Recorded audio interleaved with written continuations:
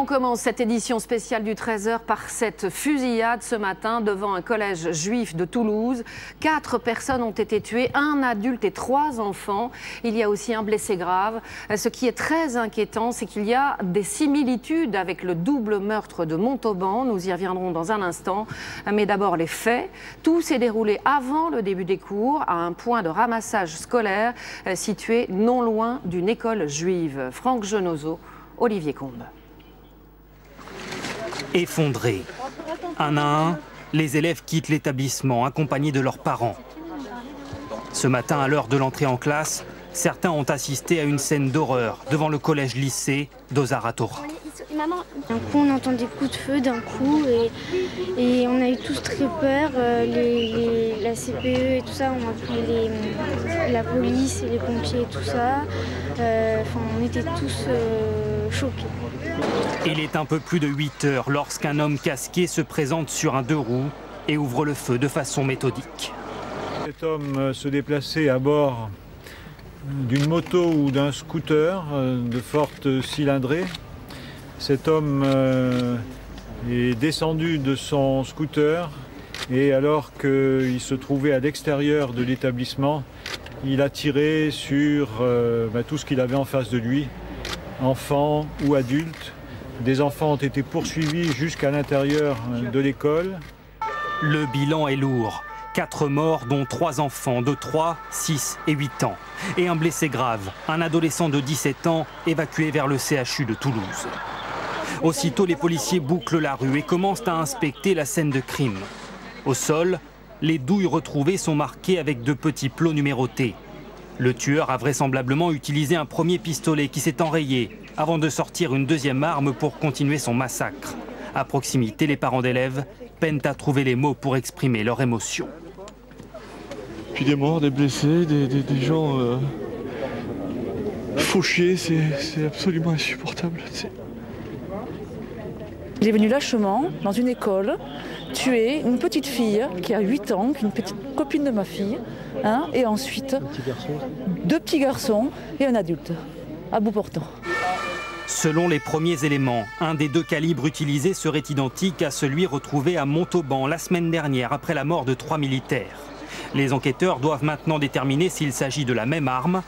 La section antiterroriste du parquet de Paris est en charge de l'investigation.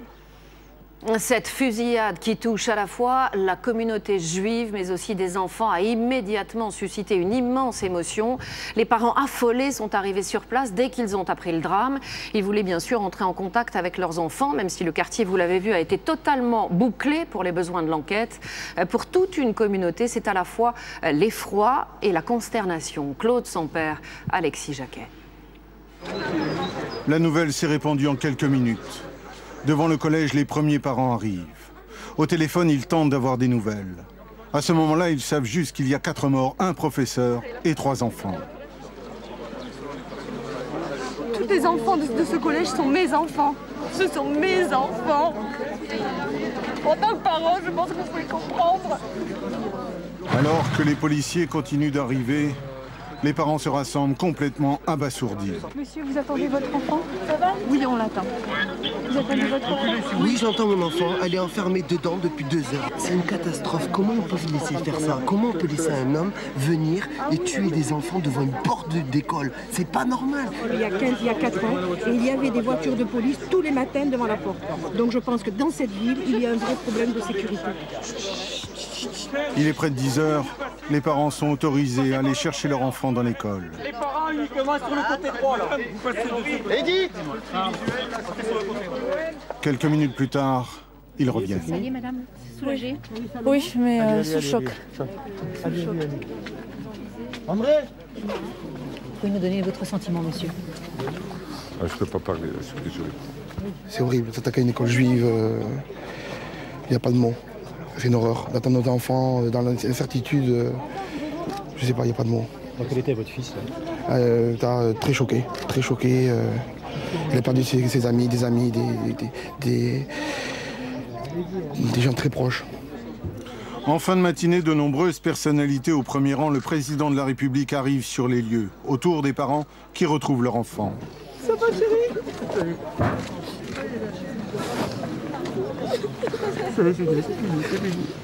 L'émotion est énorme, la colère et l'incompréhension sont dans toutes les têtes.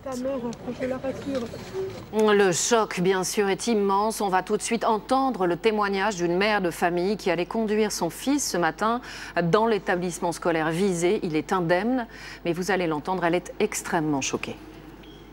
On se connaît tous dans cette école, vous comprenez, tous les enfants qui sont là, c'est une famille en fait. On se connaît tous. C'est notre enfant. C'est pas notre enfant qui est mort, mais c'est notre enfant. C'est comme si c'était notre enfant ou notre frère. Et je suis terrorisée.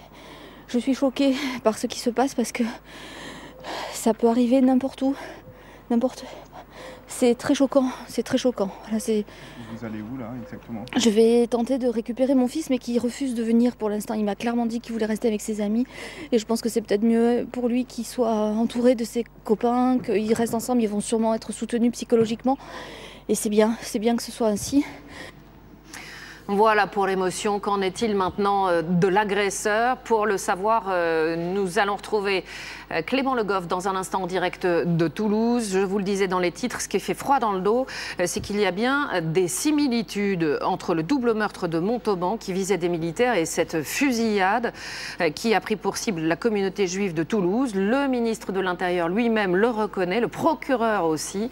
Alors faisons le point précisément sur ce qui est semblable dans le mode opératoire avec Fanny Stenler et Olivier Combes. Un tueur à scooter muni d'un pistolet automatique qui tire froidement sur ses cibles, des éléments qui rappellent 2 précédentes fusillades. Dimanche 11 mars à Toulouse, un militaire est abattu d'une balle dans la tête sur un parking.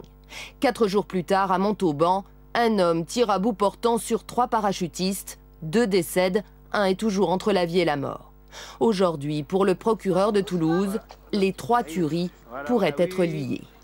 Il est trop tôt pour établir un lien certain entre les affaires de Toulouse et de Montauban et l'affaire de ce matin. On peut dire qu'il existe des éléments qui justifient qu'on se pose très sérieusement la question d'un lien entre les 3 affaires.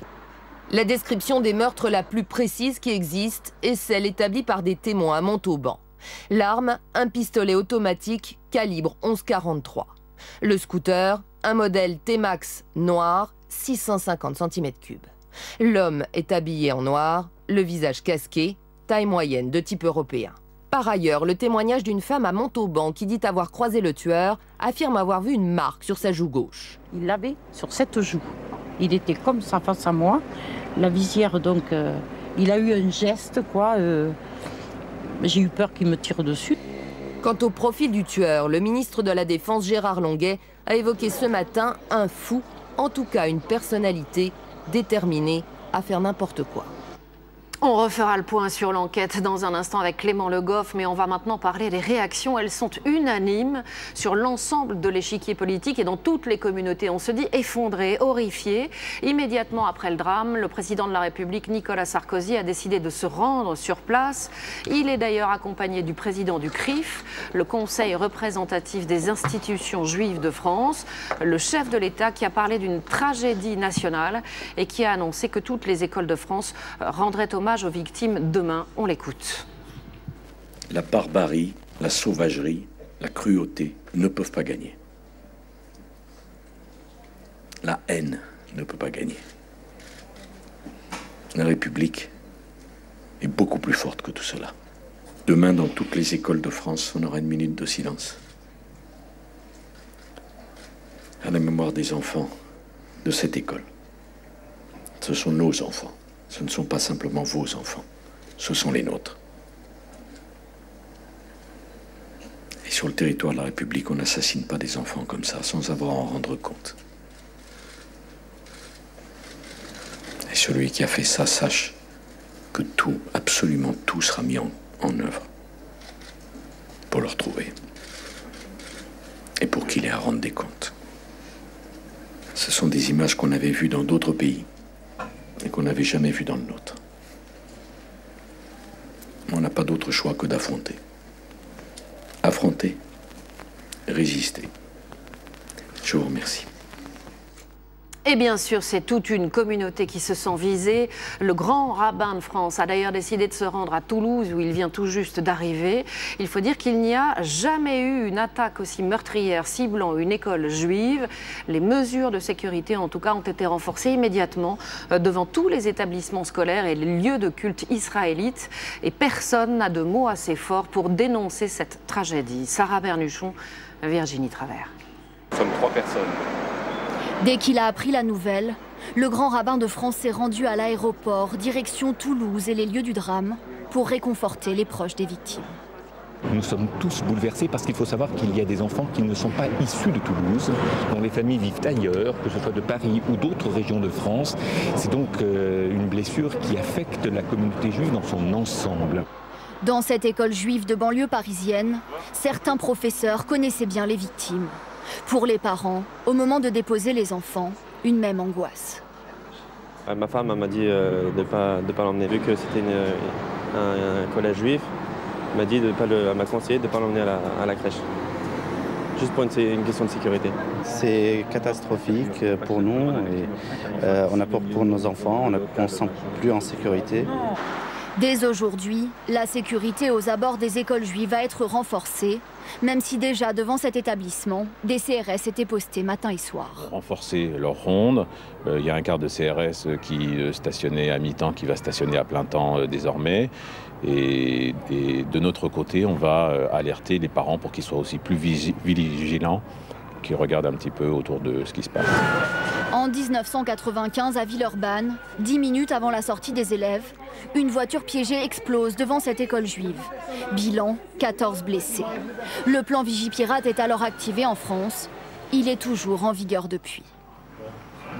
On va maintenant écouter les réactions des autres communautés religieuses très choquées par cette tragédie. Dans un communiqué, l'archevêque de Toulouse affirme qu'un pas de plus a été franchi dans l'horreur ce matin. Notre émotion est très grande, dit-il. Nous exprimons aux familles touchées par cette horreur nos sentiments de profonde compassion et notre prière. Pour la communauté musulmane, c'est le grand recteur de la mosquée de Paris qui s'est exprimé, Dalil Boubaker, qui parle d'indignation et qui se dit bouleversé par le meurtre d'enfants juifs. On l'écoute. Ces faits nous choquent et nous bouleversent profondément et d'une manière indicible. Nous n'avons pas de mots assez forts pour dire notre indignation, notre rejet, notre surprise, notre incrédulité devant ce fait qui puisse se passer aujourd'hui en France, de tuer des enfants innocents et d'une manière aussi barbare. Véritablement, nous sommes sans voix. On a entendu il y a un instant la réaction de Nicolas Sarkozy, mais cette fusillade suscite des réactions dans l'ensemble de la classe politique, avec à la fois les condamnations très fermes, mais aussi une grande émotion. En signe de solidarité vis-à-vis de la communauté juive, François Hollande suspend sa campagne pour aller soutenir les familles de victimes à Toulouse. François Bayrou se rend aussi sur place. On va entendre dans l'ordre François Hollande, Marine Le Pen et Nicolas Dupont-Aignan. Une réaction d'horreur. Des enfants tués, une école juive visée par un tireur et une communauté, et au-delà de la communauté, toute la France qui se sent agressée. C'est un acte antisémite et un acte raciste, car c'est une école juive qui est visée. J'entends que chacun part à Toulouse. Je ne sais pas si c'est la place des candidats à la présidentielle. C'est, je crois, la place du président de la République.